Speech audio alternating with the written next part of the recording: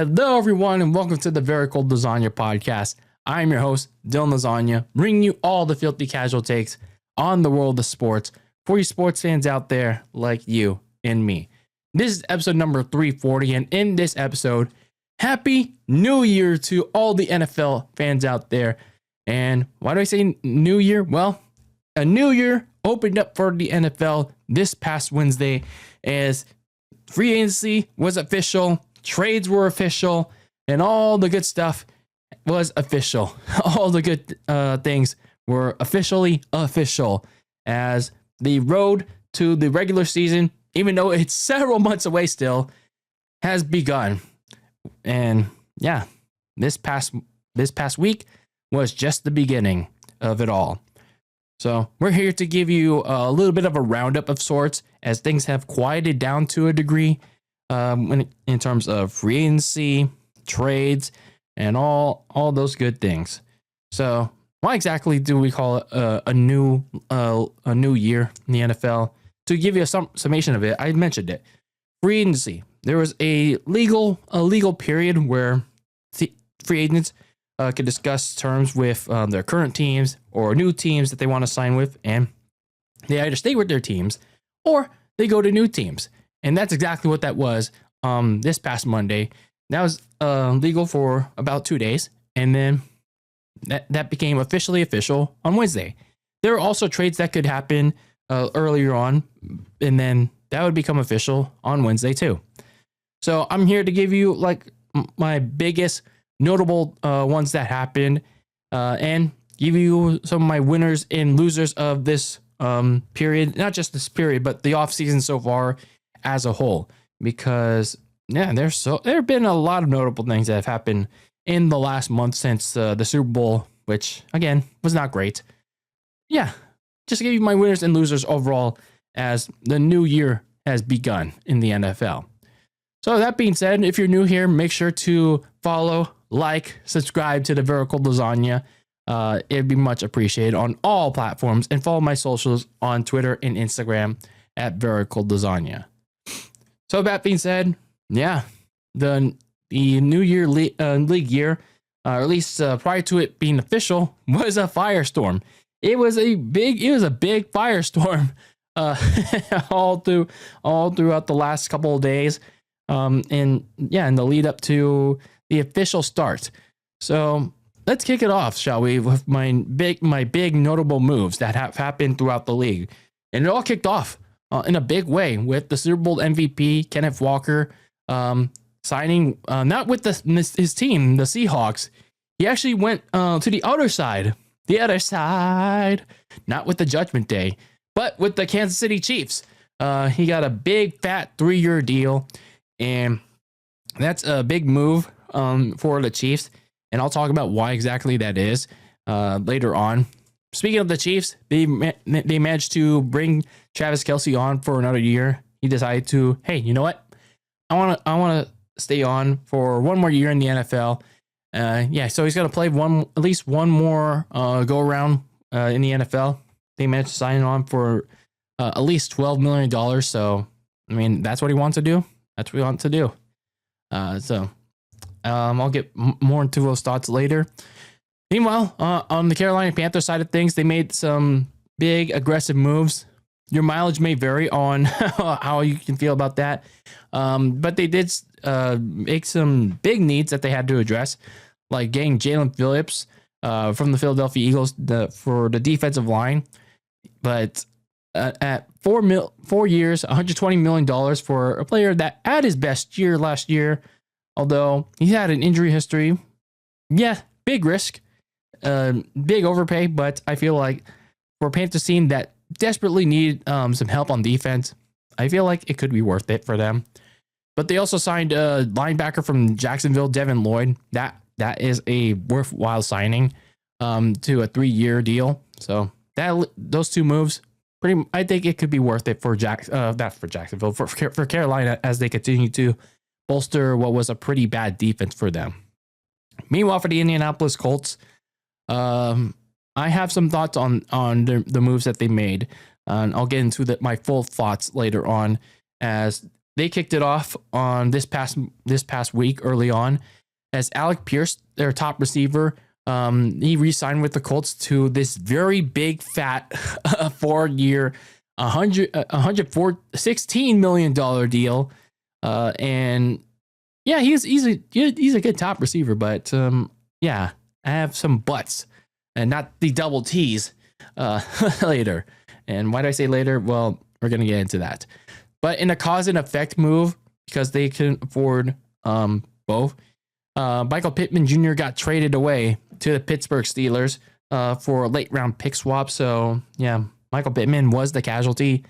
And I feel like for as good as Michael Pittman Jr. was, he just for some reason fell off a little bit this past year. So he became the unfortunate casualty in this scenario.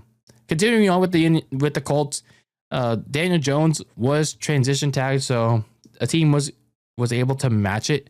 Had the Colts not been able to sign him, I guess that's how it worked. But the Colts did manage to re-sign Daniel Jones to a big fat 2-year, $80 million deal. And oh boy, that's something.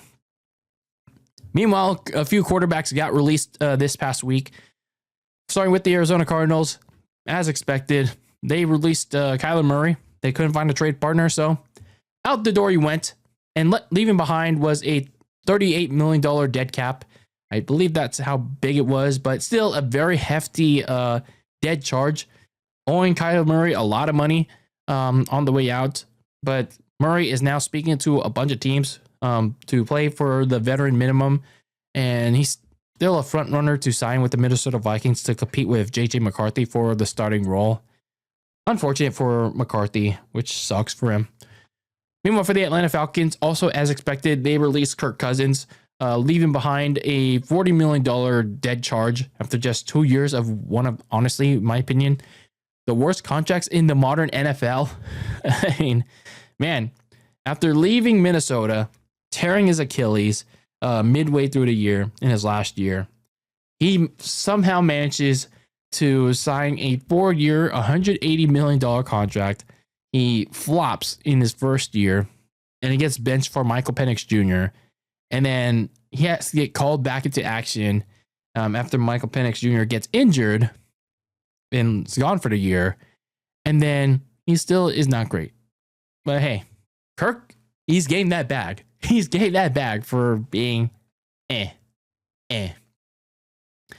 So now we get on to the teams that made a bunch of big moves. So actually, yeah, a bunch of big moves. Starting with my San Francisco 49ers, there were only two notable moves that they made. Starting with the one that they made that were one of the biggest ones, not just for them, but for the whole NFL. And that was Mike Evans. Mike Evans, he decided not to stay in Tampa Bay. He was looking apparently for a new challenge, and he signed on a 3-year, $42 million deal. So it was a nice, friendly deal, apparently, because apparently it's not really a 3-year deal. It's a 1-year deal with, I guess, incentives. And then after that, they can release him if he underperforms with nothing guaranteed. So I guess that's something that's a pretty decent deal. So yeah, I have thoughts on Mike Evans later on. And then another big move that they made was a defensive lineman by the name of Osa Odighizuwa. Say that a million times. Odosa Igusa. Try saying that 10 times fast. He's from the Dallas Cowboys. He's an interior defensive lineman, which was a major need that I said was necessary in my team recap for them 2 months ago, which, by the way, is still a major need for this team, even with that trade. They gave away their 3rd-round pick in return, but still a big need for this team. Big need that was addressed. Meanwhile, look at their NFC West rivals, the LA Rams. They addressed one of their biggest weaknesses too from last season, and which also cost them the NFC Championship game, and another key games that cost them the division in general. Starting with a big trade for Chiefs corner Trent McDuffie. whom they signed to a big fat 4-year, $120 million extension. So yeah, they didn't waste any time addressing their big weaknesses. And they gave away they had 2 first-round picks. They gave away their original 29th pick and 2 late round picks. So not a bad move for the LA Rams. Sure, it was an overpay, but they had 2 first-round picks this year in their pocket. And yeah, less need. Sean McVay continued to say, fuck them picks. And this is actually a solid time to do so. They had 1 first-round pick in their back pocket outside the one they had from Atlanta. It's like, why not? They had a need. They had a need to do it. And then they poached another Chiefs corner in Jalen Watson. Although I'm not sure giving him a $51 million deal was worth it, though. I'm not sure how Jalen Watson did in Kansas City, but still, at least it's kind of something, I guess. Nonetheless, going on to the Las Vegas Raiders, they went on an aggressive spending spree of their own because they possessed one of the largest spending monies in the NFL. Starting with the center Tyler Linderbaum, he signed onto a 3-year, $81 million deal, which is a lot for a center. They apparently was more than half of what centers made in the National Football League, but it addressed the big need for the Raiders' very terrible offensive line this past season. But they weren't done yet because the defense was also just as bad. They started with the front 7. They got linebackers Nakobe Dean and Quay Walker for 3-year deals. They also got edge rusher Kwity Paye for a $16 million deal. And they addressed their receiving room, which still needs work, with former Vikings receiver Jalen Naylor. And then they made a couple trades, trading for Bills corner Teron Johnson and a 7th-round pick. And they gave away a 6th-round pick to the Bills. So, I mean, it's a start. And then they traded away, though, because, as expected, with the number 1 overall pick, they're going to get a quarterback by the name of Fernando Mendoza. They saw no need for Geno Smith anymore, who underperformed. And some of it is his fault, but also not his fault in some ways. So they traded him away to the one place where he probably didn't want to go back to. And that was the team that drafted him way back when, over a decade ago, in 2013, the New York Jets. So he's back with his old team. And all it cost them was a 7th-round pick. Yeah, all they got back was a 7th-round pick. That's how far Geno Smith's stock has really fallen. When you get traded back to the team that drafted you for a 7th-round pick, talk about oofs. And then the Titans, who had the most cap space this offseason, they went on an aggressive spending spree.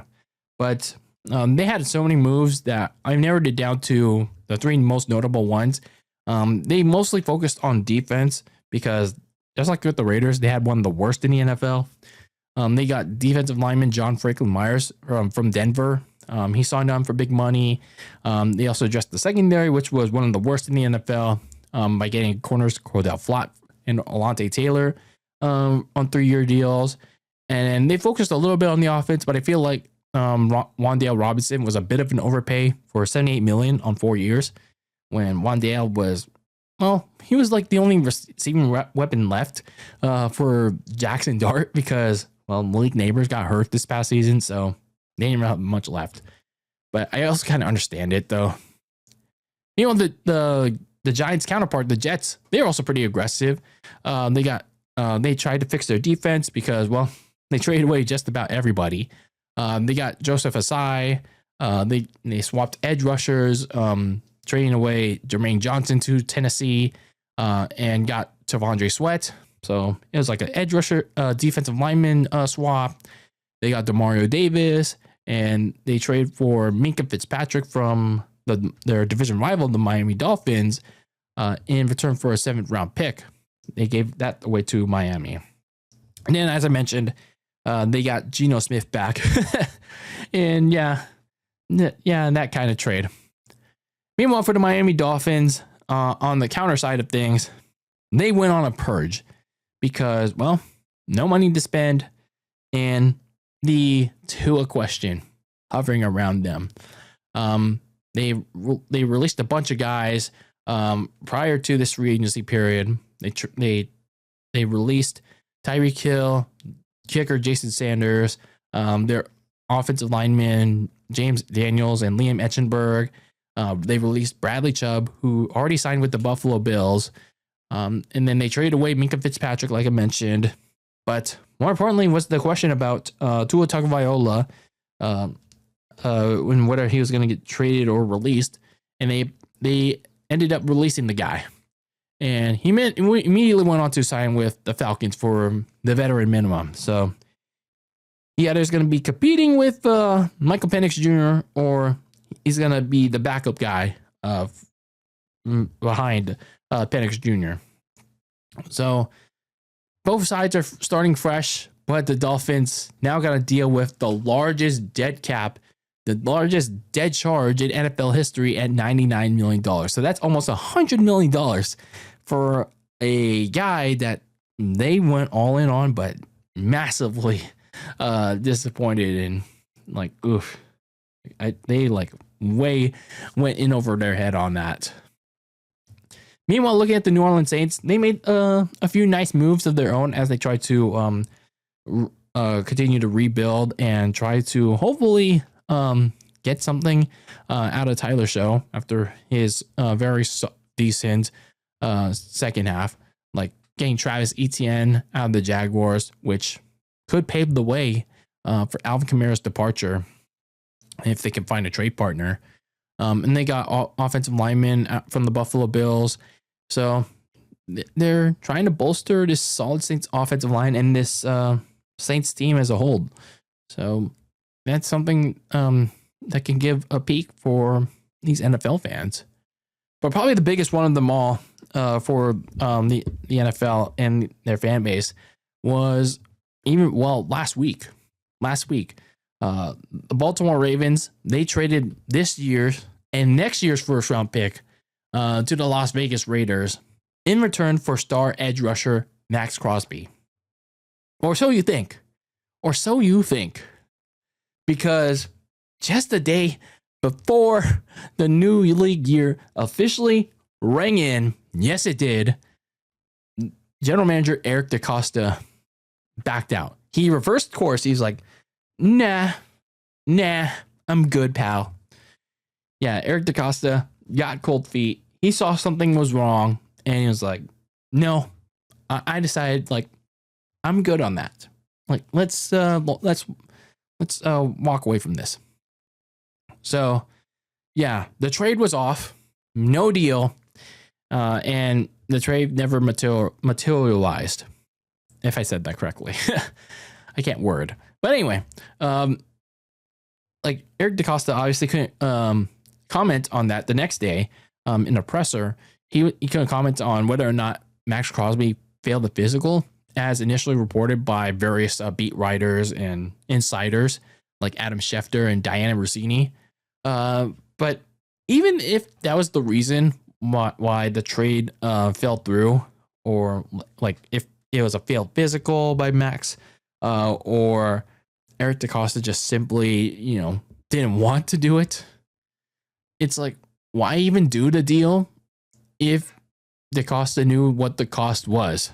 Like, it was going to cost a hefty price. Like, why even do the deal in the first place? Again, Max Crosby is a good player.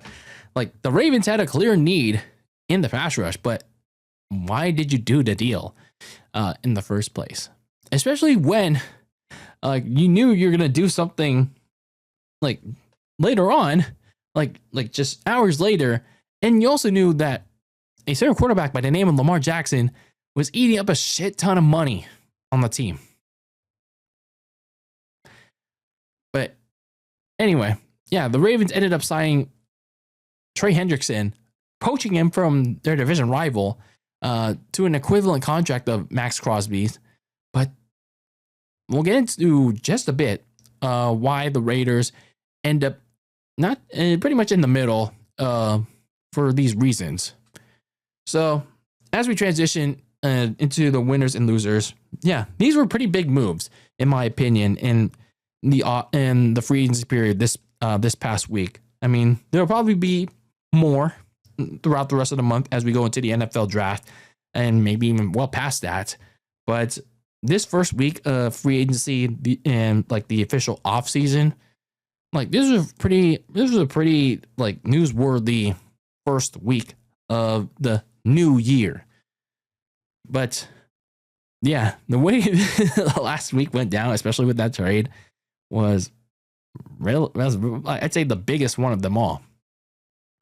So now let's get into our winners and losers of the offseason so far.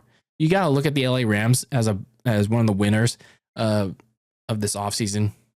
They collapsed late in the season, and they fell short in the NFC Championship game because of not just the special teams, but of their defense. Their defense was a big hole in their loss to the Seahawks. So I like what Sean McVay and Les Snead did. They were like, we're not going to ignore us. We're going to attack this weakness. We got to get better. And they attacked the defensive backfield because they knew they had no help for Kobe Durant. They saw that Darius Williams, along with Cam Curl and Cam Kitchens, were getting no help. So they decided to do that by going all in on all-pro corner Trent McDuffie. That should change that. And then they also got his running mate. Like I said, not sure if he provides as much good film as McDuffie. I mean, which is fair. Jalen Watson, and I'm not sure if the contract will live up to that. But nonetheless, I feel like the Rams should have a much improved backfield to go up against the Seahawks and other tough aerial attacks. So I like so far what the Rams are doing with the defensive improvements. And now the focus should be on not just continuing to improve that backfield in terms of depth, but also considering, what to do in terms of, the big Matthew Stafford question in terms of finding his successor. And then you look at the Kansas City Chiefs in terms of their offense. While there's still questions on like the offensive line and, getting more help in receiver for Rashee Rice and Xavier Worthy. And yes, the return of Travis Kelce is nice, but this is now the time to start finding and developing his successor, because you don't know if he's going to be around for after this year. And I mentioned this in my team recap with them. Like, if Travis Kelce is going to be back, then you got to find and draft his successor and develop him. And hopefully that Travis Kelce will mentor the guy. So now that he's back, that should be the goal. But the reason why they're a winner and why they're in this category is for adding Kenneth Walker and convincing him to go to Kansas City. Like, they seriously lacked a running game for a long time, and with Walker's breakout in these playoffs and his breakaway ability, it gives the Chiefs what they exactly needed and what they've been lacking for a long time. And especially given the fact that Patrick Mahomes has been the leading runner for this team since, what was it? Kareem Hunt in his glory days were like long gone. So yeah, Kenneth Walker, he's exactly what the Chiefs needed. And more importantly, Patrick Mahomes time to adjust back as he recovers from his ACL tear early in the season, next season. Before we go into the losers, I have this additional category of, in the middle, neutral section. And my first team, actually set of teams, is going back to the Raiders and the Ravens. Because why do I put them together is because first off with the Raiders, I like what they did in terms of making a bunch of moves to improve both sides of the ball, especially getting center Tyler Linderbaum and then getting Dean and Quay Walker. But at the same time, while they're winners, addressing some of their biggest needs, they're also losers because, their trade to trade away Max Crosby backfired on them, and now they're stuck with him and his big fat contract. And they also lost out on the Ravens' 2 first-round picks for this year and next because the Ravens backed out for a better deal in Trey Hendrickson. And yeah, it creates this awkward situation where the Raiders were ready to move on. And Max Crosby apparently was ready to move on. He even had this goodbye video, 15-minute goodbye after he got traded. And he's ready to go to Baltimore. And then when he found out he failed his physical, and the Ravens then backed out. And then he had this tweet of The Undertaker at Survivor Series 05. Yeah, it just creates this weird, awkward thing, in my opinion, at least. So the Ravens, even with the Raiders, like, even with how things turned out on the Ravens' end, like, if they end up trading Crosby later, they might not get a better value for him. But for now, both Crosby and Tom Brady, the minority owner, they both said that Max is going to remain on the team for now. But again, it's just going to create this awkward situation. Meanwhile, when you look at the Ravens' perspective, they were losers going into this before the trade, whether it was the trade or not, because they lost many of their key players because, well, they didn't have any money to spend because all that money was allocated to Lamar Jackson's big fat contract, and he didn't want to restructure it until the very last minute when they need to be cap compliant. Like, bro, this is your team. Like, help them out. Like, restructure that damn thing so they can spend their money. And then you look at the how the trade panned out. Your mileage may vary on whether they're even bigger losers for how that happened, but they at least swooped in, got Henderson from Cincinnati, stole them, mind you, from them. Now Cincinnati has to play their former D lineman twice, and also the Ravens got their picks back. But it also leaves them with the kind of a bad reputation from the rest of the general managers and owners. So yeah, it leaves them in this weird spot. Meanwhile, now you look at the Tennessee Titans, kind of like what they did on the defensive side of the ball. Robert Saleh went all in on upgrading a big portion of that very bad defense.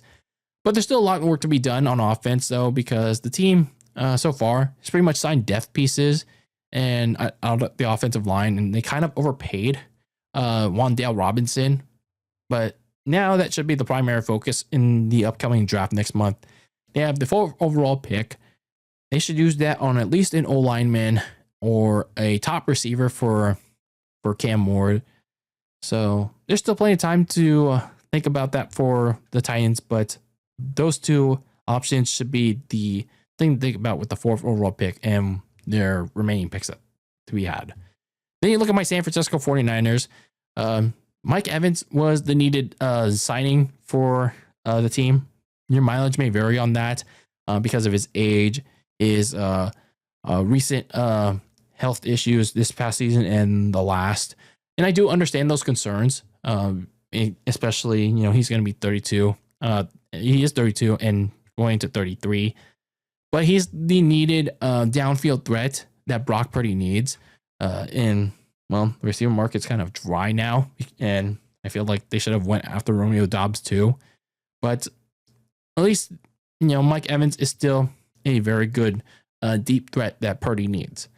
Also, when you look at the defensive side, trade for Odiguzua. If I'm still mispronouncing that, I'm sorry.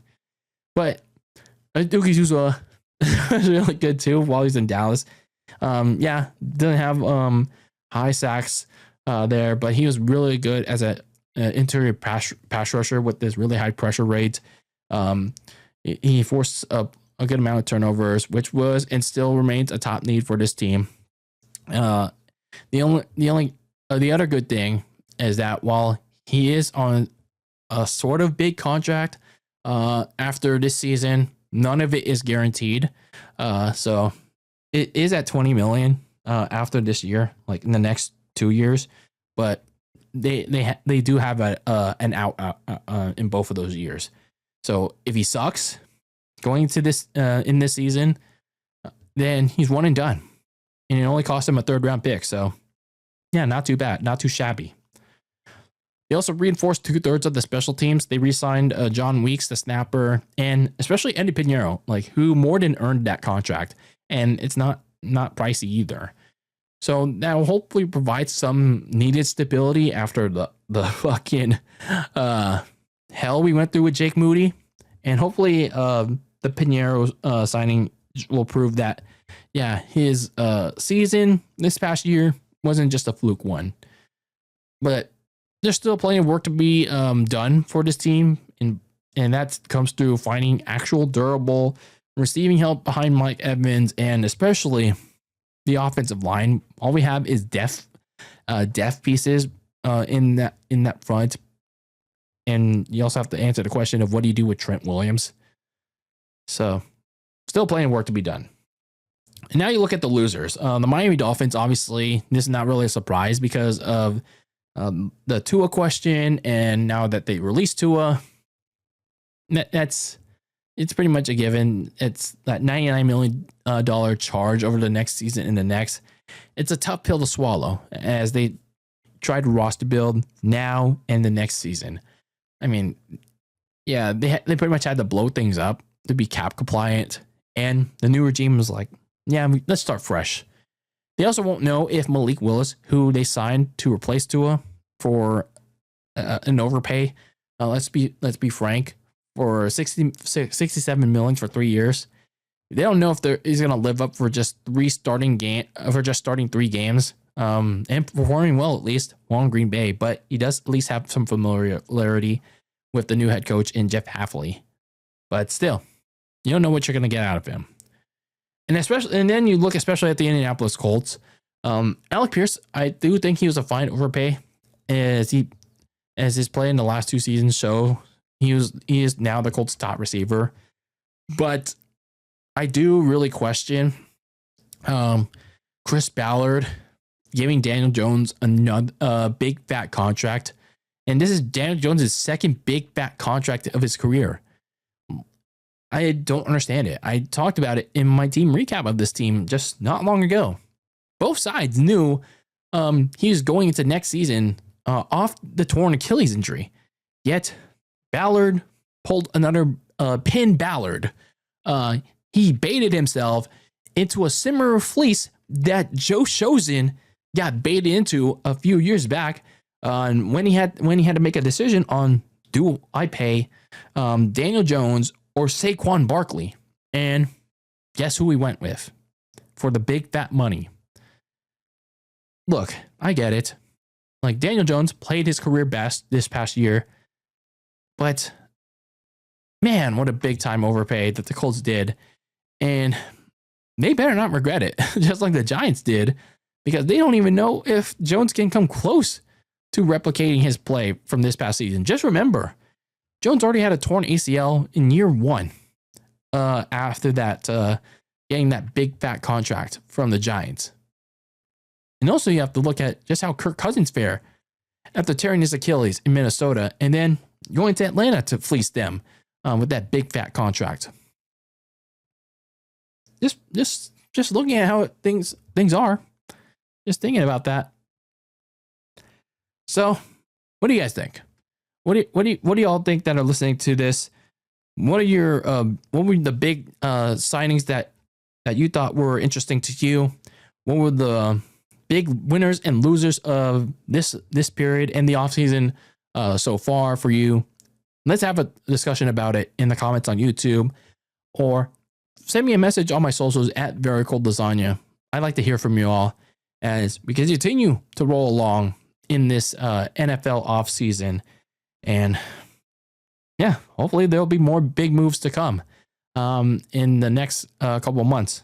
And hopefully won't get too quiet. But anyway, that is it for this episode of the Very Cold Lasagna Podcast. I've been your host, Dylan Lasagna, once again bringing you all the filthy casual takes on the world of sports, putting a wrap on episode number 340.